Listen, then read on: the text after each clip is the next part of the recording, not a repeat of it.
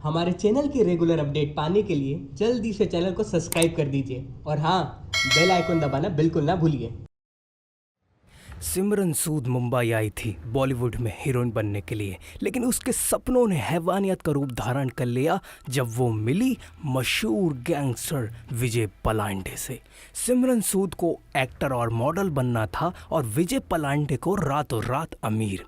इन दोनों के सपनों ने हैवानियत का रूप ले लिया और वो बन गए खूंखार जालसाज अपराधी।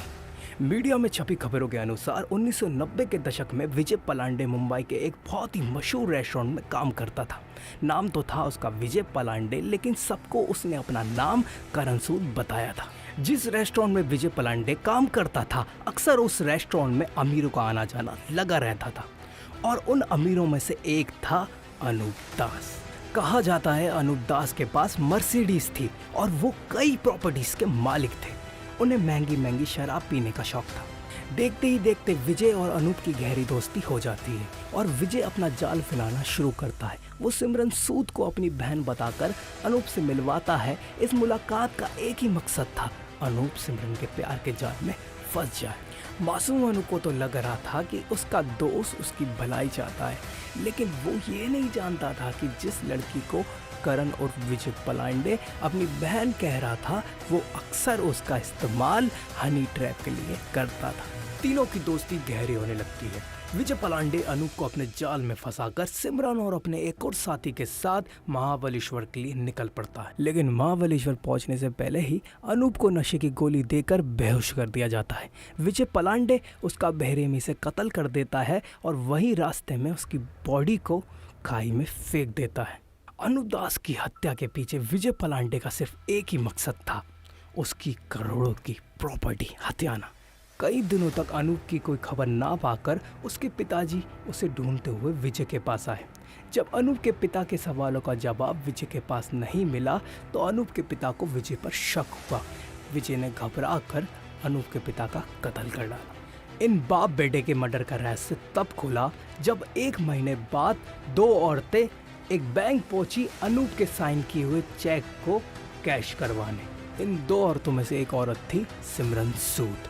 पुलिस को चकमा देकर विजय पलांडे जेल से भाग जाता है और बैंकॉक में छुपकर प्लास्टिक सर्जरी से अपना चेहरा बदलवाकर नकली पासपोर्ट और नकली पहचान के साथ भारत वापस आ जाता है, मौत का एक और घिनौना खेल खेलने। करण कक्कड़ दिल्ली से मुंबई आए थे फिल्म प्रोड्यूसर बनने।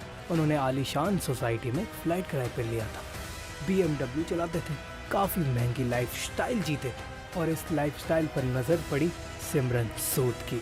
सिमरन अपने जाल में करण को फंसाने में कामयाब हो जाती है और दोनों में गहरी दोस्ती हो जाती। फिर वही पैतरा विजय पलांडे को बताया अपना भाई। करण ने 5 मार्च 2012 की शाम को अपने भाई हविश को बताया कि वह जल्दी बहुत बढ़िया फिल्म अपने दोस्त विजय की मदद से बनाने जा रहे हैं। ठीक उसी रात सिमरन और विजय ने उसका अपहरण कर लिया। उसके बाद उन्होंने उसके क्रेडिट कार्ड से लाखों की शॉपिंग की और 10 अप्रैल 2012 को अंधेरी में किराए से एक फ्लैट में उसका कत्ल कर दिया और बाद में करण की लाश के टुकड़े टुकड़े कर 2 बैग में भरकर उसी की कार से ही वह चिपलोन के जंगल में फेंक आए।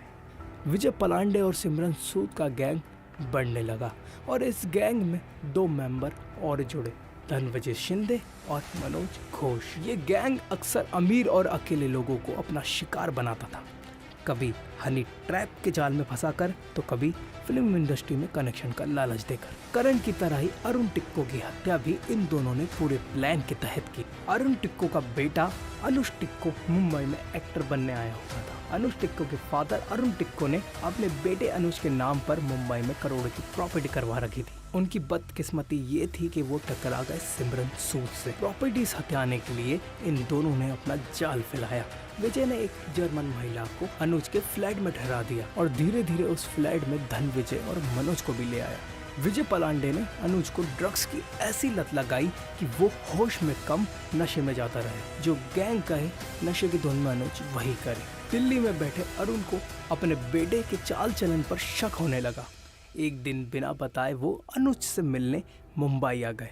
अनुज तो फ्लैट में था नहीं, लेकिन अपने फ्लैट में किसी और को देखकर अनुज टिक्को का पारा चढ़ गया। उन्होंने तुरंत फ्लैट खाली करने को कहा। अब सिमरन और विजय को लगा कि उनका फ्लैट हथियाने का सपना पूरा नहीं होगा, इसलिए उन्होंने सोचा अरुण टिक्को को अपने रास्ते से हटा दिया जाए। और ये वक्त सही भी था, अनुज भी घर पर नहीं था और ना उसे पिता के आने की खबर थी। विजय और उसकी गैंग ने अरुण टिक्को को पकड़ लिया और उसका गला रेत दिया। शोर शराबे की आवाज़ से सिक्योरिटी और पड़ोसियों को पता चल गया और मौके पर पुलिस पहुंच गई और सभी लोगों को गिरफ्तार कर लिया गया, वरना इन लोगों का प्लान था अनुज को अपने ही पिता अरुण टिक्को के मर्डर में फंसाने का।